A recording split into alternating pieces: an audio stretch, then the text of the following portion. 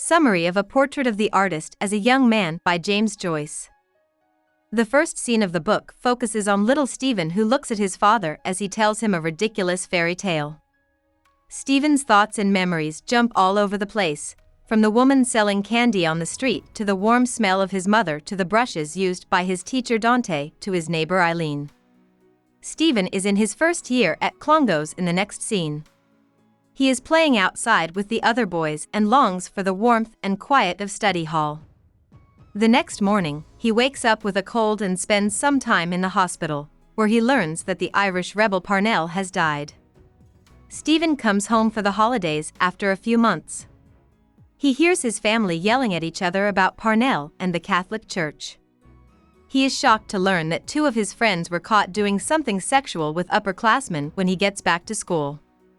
A boy was sitting out of class and broke his glasses. For no reason, the teacher hit him during that class. People at Stephen's school cheer him on when he complains to the rector, and the rector agrees with him. We see Stephen again after a few years. He stays in Blackrock for the summer and explores the area with his friend Aubrey.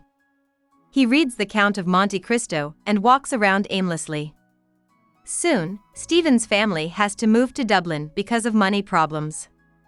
It is there that Stephen falls in love with a girl named Emma Clary.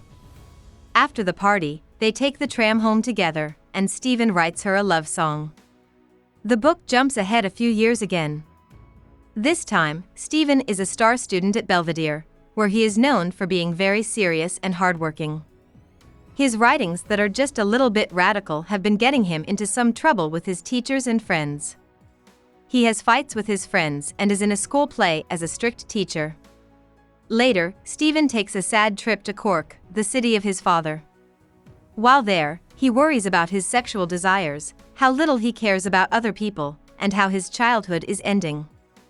He gets a lot of money at the end of the year for doing well in school, which makes him happy for a short time.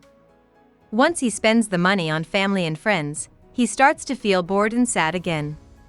He is getting more and more sexually unhappy, so he starts having sex with prostitutes, even though he is very scared and feels bad about it. The students in Stephen's class go on a 3-day religious vacation where they hear mostly preachy talks about sin, hell, and pain. Stephen's guilt is too much to bear after the intense talks, so he chooses to admit his sins and live a pure and holy life from now on. Soon, though, Stephen's resolve starts to waver, and he starts to have questions. At that very moment, Stephen is having a secret meeting with the head of Belvedere, who tells him that he might be a good fit for the priesthood. Stephen has to make a choice after the director's nice suggestion. He suddenly sees that he hates and finds boring being a priest, and he happily leaves the religious life. He instead tries to get into the University of Dublin. As he walks along the shore one day, he learns that he was meant to be a writer. He is filled with joy as he sees a beautiful girl standing in the water. Stephen is a sure of himself and well-liked college student in the next scene. Rather than going to class, he often skips them and instead hangs out with his friends and talks about art. Only his friend Cranley can talk smarter than him, and Cranley doesn't seem to be affected by Stephen's strong ideas. Stephen still thinks about Emma a lot, so he writes another song for her.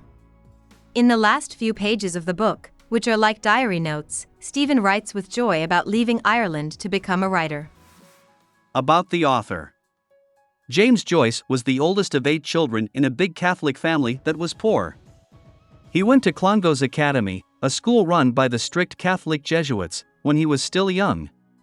He did well, and at age 18 he went to University College, Dublin, and then to Paris to try to study medicine. He dropped out, though, and started living as a wannabe hippie writer. In Paris, he started writing Dubliners, a collection of short stories about ordinary people in Dublin. It wasn't released until 1914. In 1902, he met Nora Barnacle, who would be his lifelong partner.